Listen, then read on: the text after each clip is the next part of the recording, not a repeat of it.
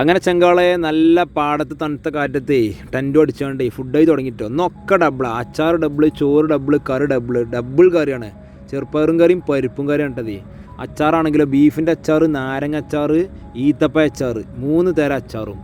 അപ്പോൾ ഈ അച്ചാറിനെ പറ്റി പറയുന്നത് തലച്ചൂറ്റ് കൂടെ അങ്ങോട്ട് കയറിയിട്ട് അടി കൂടെ അങ്ങോട്ട് ഇറങ്ങും അച്ചാർ. അജാതി ചോയാണ്. അപ്പോൾ ഈ അച്ചാറിന് കഴിഞ്ഞ് നമ്മളൊരു വീഡിയോ ഇട്ടപ്പോൾ ഒരുപാട് ആൾക്കാർ ചോദിച്ചു അച്ചാർ എവിടെ നിന്ന് കിട്ടും എന്താണെന്നുള്ളത്.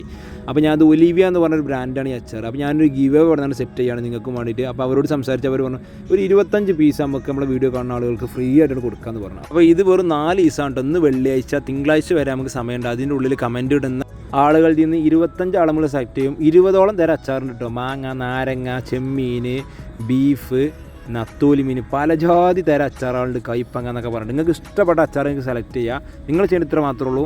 നമ്മളെ പേജ് ഫോളോ ചെയ്യുന്ന ആൾക്കാർ ജസ്റ്റ് കമൻറ്റ് ബോക്സിൽ വന്നിട്ട് ഒരു ഹാർട്ട് ത്രോബ് കമൻറ്റ് ഇടുക.